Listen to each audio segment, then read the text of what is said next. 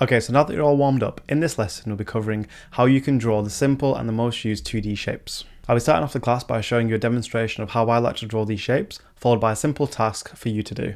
Also, in the project resources below, you'll find some guides which can give you a hand if you are struggling with this. It's a bunch of 2D shapes which are all laid out on this piece of paper. One way that you can use it is to put it behind your sketch paper and use it like a guide so you can see the shape whilst you're drawing it, so it helps you visualize it, or you can draw directly on the guides itself if you print it out. But say for example if you're using the iPad, then you can just take a picture of it and then you can put it on a layer, reduce the opacity and then draw on top of that. Okay, let's just get straight into it. Let me show you how to create these shapes. Okay, so before we start drawing the shapes, I just want to run through the resources that are provided for you. So in this class, we will be drawing a bunch of 2D shapes. So what I've done is on separate pieces of paper, I'll put all the different shapes that we've been drawing on separate pages in a variety of different sizes.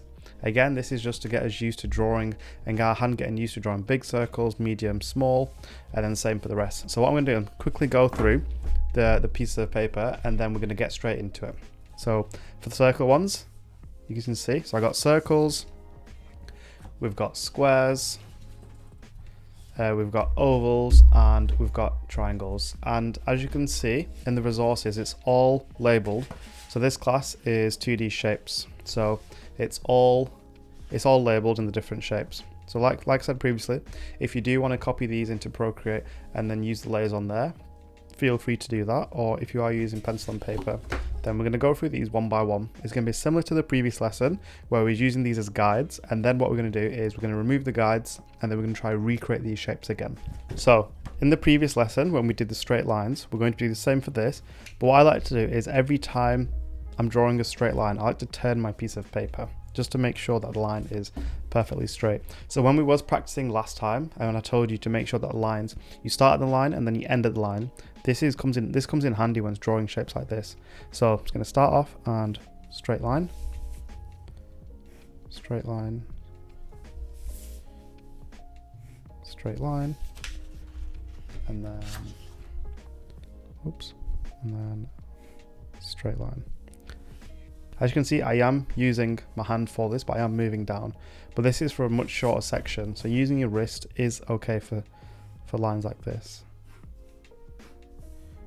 As you can see here, I use my wrist. It does bring in a slight curve, which is why I like to use the full arm action.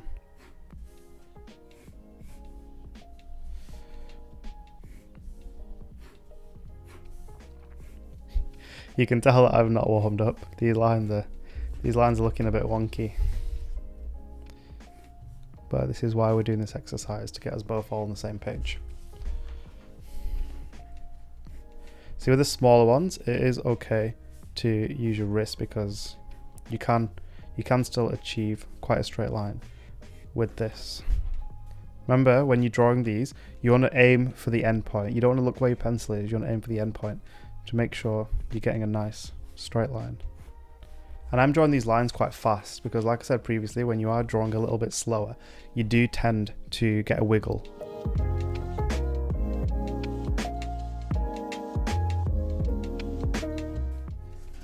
So here was one piece of paper. Like I said, I'd advise you to do a few of these just to make sure that you are a lot more confident whilst drawing these shapes. What we can do now is actually what I'm going to do. I'm going to move these to the side, and then with the space in between, I'm going to draw myself another square.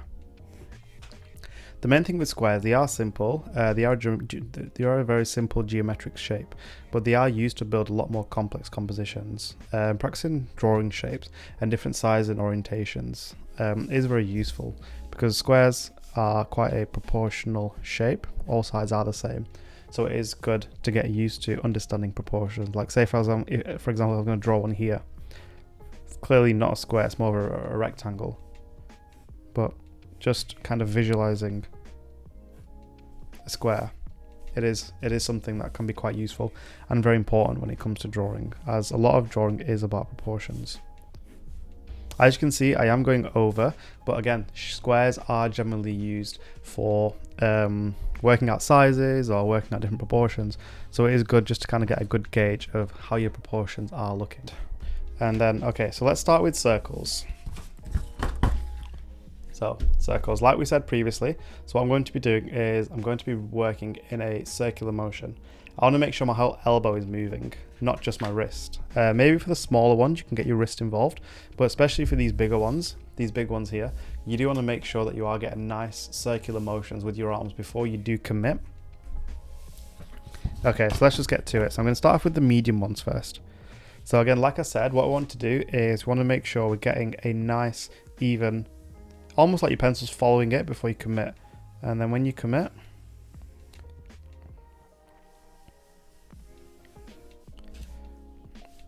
so the more you do this, you will get better at this. And don't worry too much about this if the lines aren't as confident, because these circles generally are used to kind of build a sketch and build a drawing. So being able to just draw a faint line is very useful. So let's try one with our wrist. There, can you see what's happening when you do it with your wrist? You're getting these jaggedy shapes and you're getting more of like a rounded rectangle. Whereas if you use your arm, you can get a better control whilst getting nice smoother lines.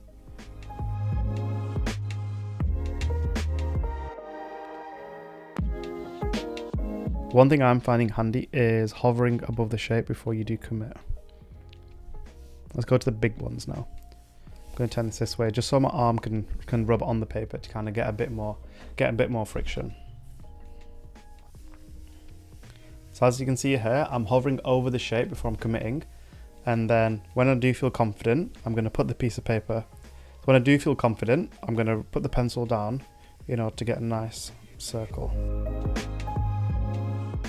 I'm happy with them too. So like I said, the shape, they're not going to be perfect every single time, but the whole purpose of this is just to get used to the motion and get used to drawing these shapes in proportion. Because say for example, I was about to turn this over and I'd move these guys across to the side, and I'm just going to draw myself just some circles just off a freehand, just to kind of see how it feels. So again, I'm going to get used to the motion. After using the guides, my body's kind of used to drawing these circles. So I'm just going to imagine one and then commit.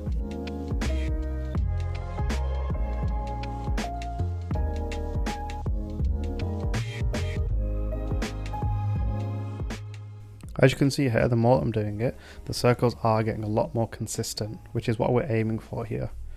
You take your time with this. Don't forget, if you do want to pause the video and just pump out a bunch of pages with a bunch of circles on just to get used to it, feel free to do that. So that's the template I did for the circles. I'm going to do the same for all the other shapes then, and I'm going to meet you back at the end. We have covered how I'll do these, so again, I would turn the page with these. The main reason why I want you to understand how to draw isosceles triangles is again from proportions, because isosceles triangles have a symmetry towards them, whereas equilaterals have 3 lines of symmetry. So this is something I like to use whether it's for, say, arcs or other things. So that's why I want you to understand how to draw isometric and equilateral triangles. So these are the 2 that I did. I'm going to go off and do the rest now. You spend some time doing the ovals and the triangles. Okay, so now for the ovals. We have covered this in the previous lesson, but this is something that is more important than circles, I'd say, because a lot of circles or like circular objects are portrayed as ovals when you do start adding a 3D element or perspective. So I want you to practice ovals a bit more, especially after other warm-up exercises that we've done. This will become very beneficial. So I'm just going to start again. As you can see, these ovals are this way, so I'm going to turn my paper this way just to kind of match the arc of my hand, because if I'm doing this way, it is going to be more of an up-down, and it isn't a familiar position that my hand's used to.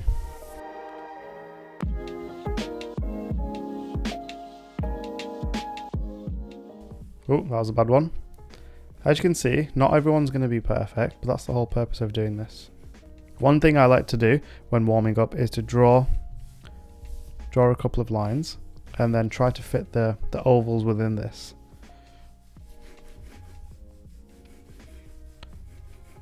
This is another way of practicing not just the smoothness of it, but then also if you're trying to draw it within a certain area.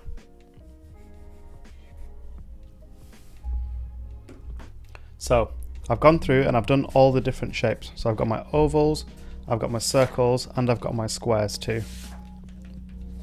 So again, what we're aiming for is to get consistency. We want to make sure the shapes that we're drawing is what we're imagining. So say if I'm like, oh, okay, I want to draw a triangle or a square or a circle, you want to make sure that you are drawing that, not drawing, like, we don't want like nice squiggly lines, like we don't want circles that are looking like this, or like oblong where they don't match up. We want nice confident strokes where the shape that we're trying to draw is actually being communicated to the paper.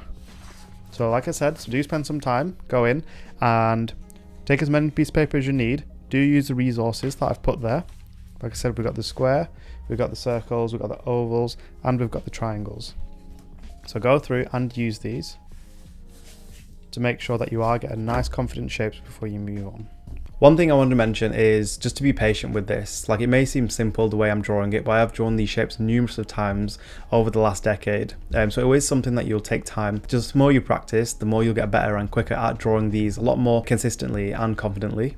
I'd say take your time with this. The thing with this type of drawing is that it is just repetition. The more that you do or create these shapes, the better, the more quicker and confident you become at this. The purpose of this is to instill that confidence within you whilst drawing these shapes.